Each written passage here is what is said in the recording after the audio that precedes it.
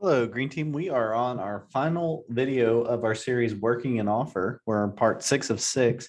This series has taken us from the point where we got emailed in our initial offer, all the way to the point today where we are going to make our property folder, start promoting that it's under contract, and move it to under contract to the MLS.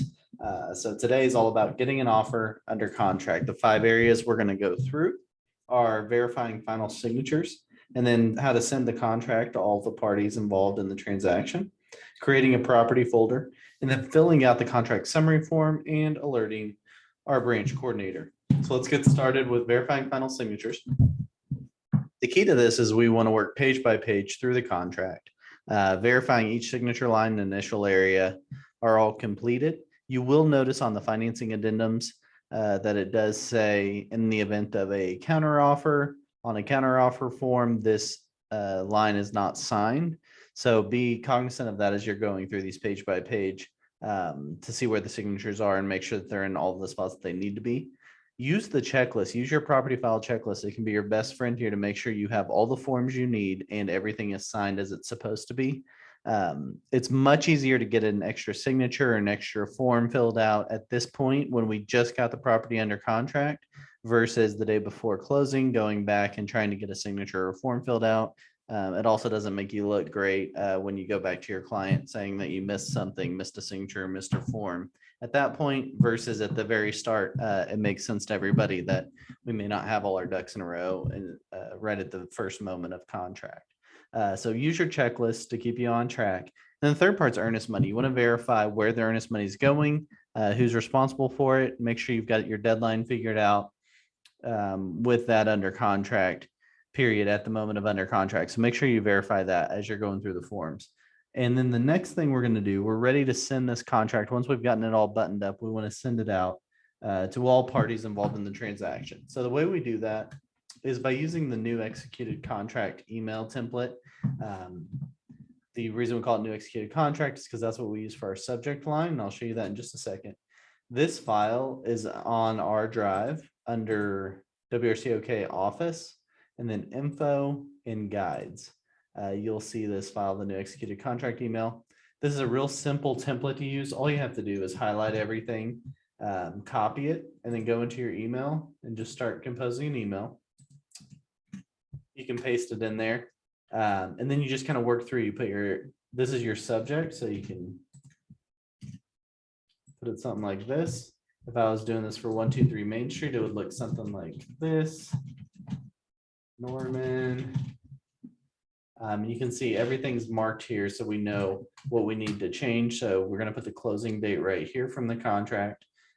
Say this is closing at First American Norman. I would just take it out here. And then I'm going to put in the closer's name, the closer's email, closer's phone number, the lender's name, the lender company, lender email and phone number. And then I'm going to get the other agent's info also in here. So those are kind of the 4 parties that all need to be connected. What we're going to do is we're going to copy or highlight all this info, type in the correct info for each person in the transaction. And then the next step is we're going to take each of these email addresses. We're going to paste it up here in the recipients. So we're going to send the full executed contract. We're going to attach it to this email and we're going to send it to the title company, the lender, and the other agent.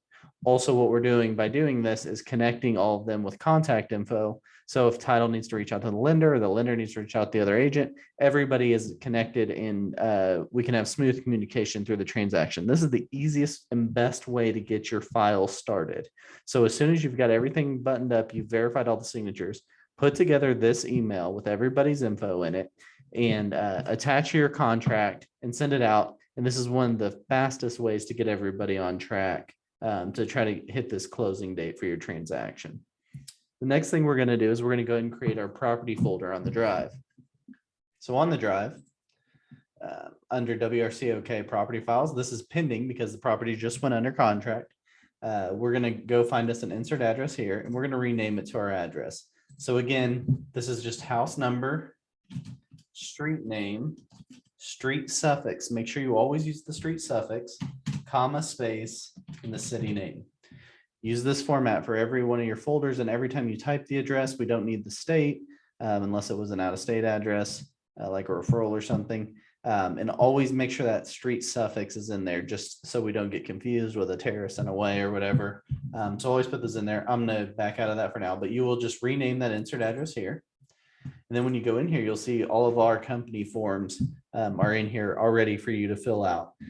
So what we need to add to this is our contract. So you can simply do that by clicking the new button over here on the left, clicking file upload, and going and navigating to your computer to downloads or wherever you have the contract stored at the time to get it up onto the drive. You can also just drag and drop it into this folder. But what I like to do before I do that is create what I call my under contract folder. So these are all the documents that should match the under contract section of my contract summary form. So if I go to under contract, and let me show you what I'm talking about. If I go to my if I go to my property file checklist is what I meant to say. It's split into 3 sections. My property file checklist is split into the active. So this is a listing, all my listing docs that I have under contract, then I have closed. So what I really like to do is in my property folder, at the end of my contract, I like to have 3 different folders, one called active, one called under contract, and one called closed. And then I can create like a miscellaneous or something folder if I have just some other emails or something I'd like to hold on to associated with any specific transaction.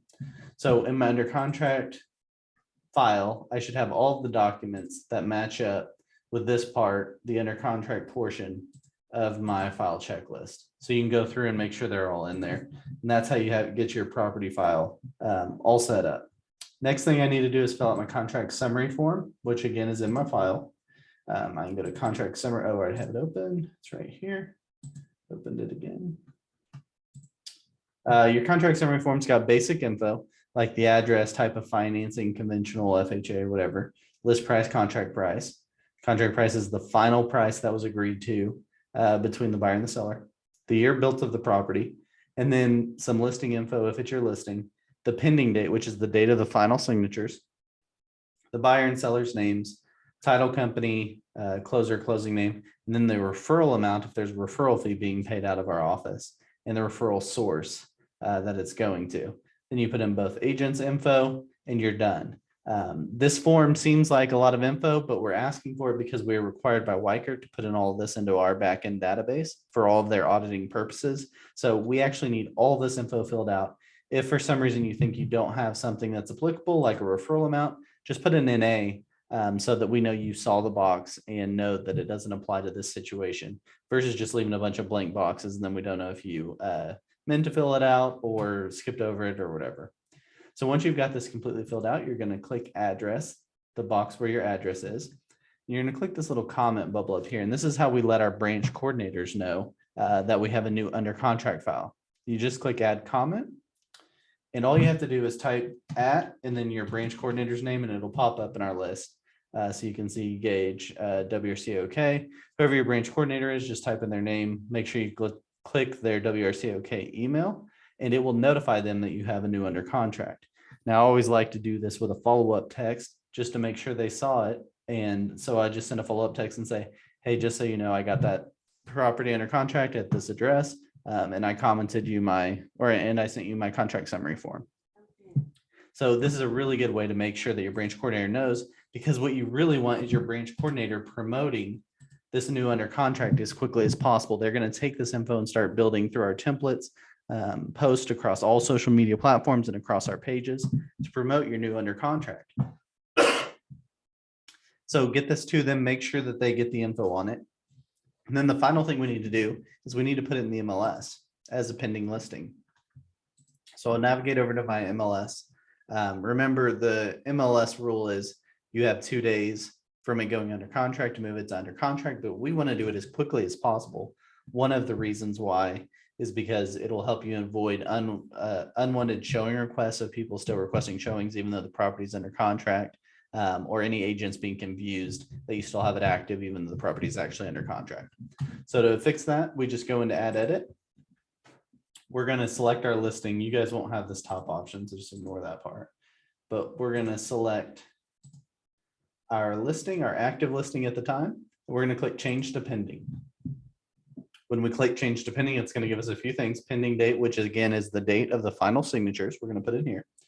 whether or not backups are wanted. So this is up to the sellers, whether they want to still entertain backup offers and potentially deal with showings on their property. This is kind of a smart thing to do, especially for rural or vacant properties. That isn't a big cost to the seller just to get backup offers that they could potentially get.